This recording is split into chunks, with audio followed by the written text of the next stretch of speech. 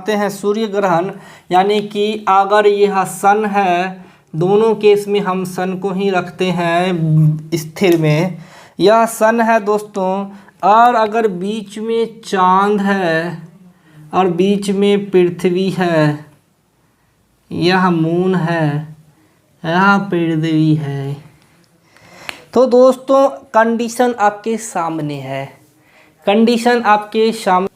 चलिए दोस्तों, अब हम लोग पढ़ते हैं सूर्य ग्रहण और चंद्र ग्रहण। केस वही है कि जब अगर पृथ्वी और चंद्रमा अपने कक्ष में घूमते घूमते तीनों एक सीध में आ जाए, लेकिन कंडीशन ये है कि बीच में चांद आए और कंडीशन ये है कि बीच में पृथ्वी आए।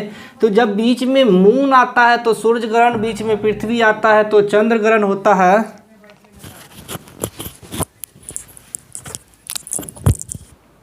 दोस्तों सूर्य ग्रहण और चंद्र ग्रहण की बात करें तो सूर्य ग्रहण वह स्थिति होता है जब पृथ्वी और चांद सूरज का भ्रमण करते करते ऐसी स्थिति में पहुंच जाए, अपनी कक्षा में ये दोनों घूमते घूमते ऐसी स्थिति में पहुंच जाए जब तीनों एक सीध में हो, तीनों एक सीध में हो, लेकिन जब चांद बीच में हो तो वो सूर्य ग्रहण है, जब पृथ्वी बीच में हो तो चंद्र ग्रहण होता है।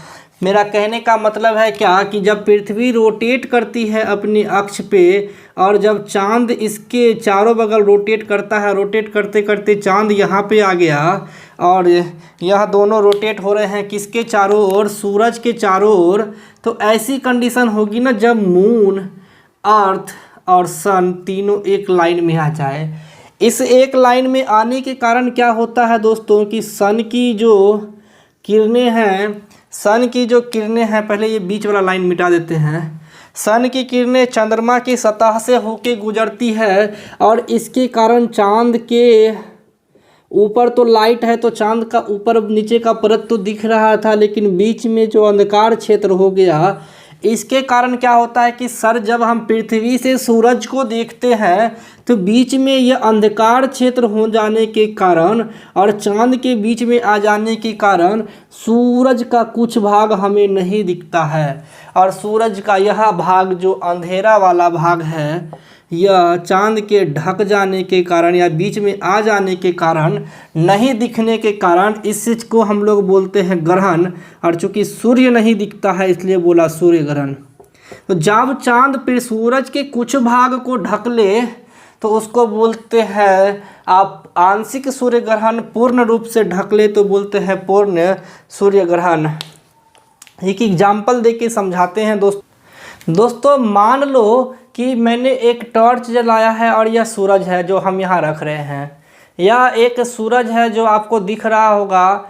आपको अगर ये जो दीप्त दिख रहा है यह सूरज है, अगर इसके जो हम देख रहे हैं इसके सामने अगर यह चांद है, यह अगर हम इस तरह से रख दिए, देखिए दोस्तों अब लाइट का कुछ ही भाग आपको दिख रहा है, क्योंकि चांद पे जो सूरज की किरणें पड़ती थी चारों बगल से, इसके कारण चांद की जो एक परछाया बनी, देखिए ये चांद की जो ये छाया है, जब स्रोत बृहद हो जाए, हमने बोला कि सोर्स ऑफ लाइट, किरणें फैलने लगे चारों ओर, फैलने के कारण क्या होता है कि परछाया बनता है। तो जब चांद परछाया बना और सूरज के सामने आ गया, तो जब पृथ्वी से कोई देखेगा, मतलब इस जगह से कोई यहाँ देखेगा, तो आप खुद एनालिसिस करना दोस्तों, आप खुद एनालिसिस करना कि जब हम पृथ्वी से देखेंगे और बीच में चांद आ गया, यह सूरज है, यह चांद है, तो अब क्या हम ऊपर से नीचे देखो ढक दिया मैंने,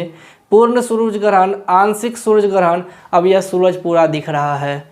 मेरा कहने का मतलब क्या है दोस्तों, सिंपल सा है कि इस सूरज से हमने चांद बीच में रख दिया, देखो हमने चांद बीच में रख दिया दोस्तों, स्पष्ट दिखेगा अब आपको।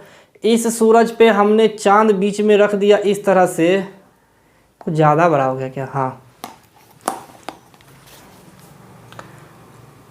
देखो दोस्तों ये सूरज है, सूरज के जगह पे चला गया, और अब हम इस पर अपना चांद को रखेंगे, कहाँ ये थोड़ा बड़ा दिख रहा है, हाँ अब सूरज पे आधा ढक दिया तो आंशिक सूर्य ग्रहण, पूरा ढक दिया तो पूर्ण सूर्य ग्रहण। दोस्तों अब आपको समझ में आ गया होगा कि सूर्य ग्रहण क्या हुआ। तो मतलब दोस्तों जब यहाँ पे सूरज की लाइट पड़ रही थी और हमने बीच में चांद को ला दिया तो पृथ्वी से इधर देखना मुश्किल हो गया, क्योंकि इसके द्वारा बनी प्रछाया और पृथ्वी के द्वारा बनी उपछाया एक सिंगल स्रोत, यानी कि सूरज की जो किरणें थी जब एक बिंदु स्रोत हो जाए तो बनता है उपछाया, यानी इस बिंदु स्रोत पे बनेगा उपछाया और इस बृहद स्रोत पे बनेगा प्रछाया, हमने पढ़ा चुके हैं। तो इसके कारण सूरज का कुछ भाग नहीं दिखता है। सेम कंडीशन यहाँ पे कि पृथ्वी के बीच में आ जाने के कारण अब चांद का कुछ भाग नहीं दिखेगा, यही कहलाता है चंद्र ग्रहण। और ऊपर सूरज का जब कुछ भाग नहीं दिखता है तो कहलाता है सूर्य ग्रहण। ऐसा पृथ्वी और चांद के बीच में आ जाने के कारण उससे बनी प्रछाया और उपछाया के कारण होता है, जो अभी हम आपको पढ़ाए थे। तो दोस्तों आज की क्लास में हम इतना ही रखते हैं। हमें उम्मीद है कि आपको यह चीज़ें स्पष्ट समझ में आ गया होगा। अगर आप दोस्तों हम बता रहे हैं फिर से कि यह मान लो कि यह सूरज है, जहां हमने सन एस के सामने सूरज को रख दिया और बीच में पृथ्वी है, दोस्तों देखो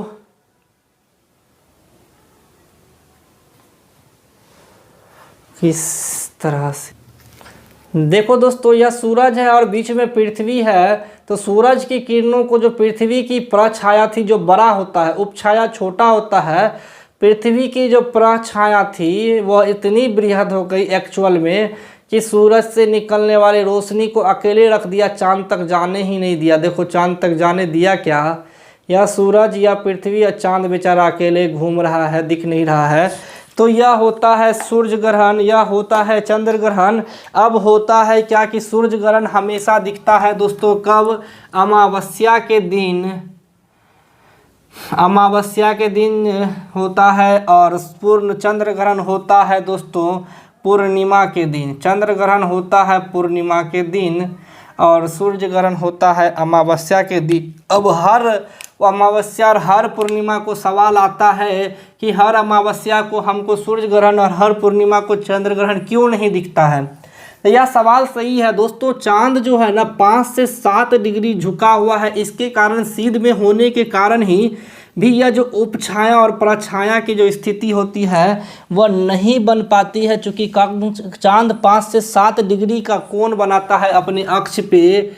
यह चांद 5 से 7 डिग्री झुका हुआ है, इसीलिए यह जो स्थिति होने के बाद भी सूरज की किरणें ऐसे गुजर जाती है, कुछ ही भाग इसका ढका हुआ रह पाता है, इसीलिए चांद लगभग दिखता है, थोड़ा कटा हुआ, थोड़ा आधा कटा हुआ।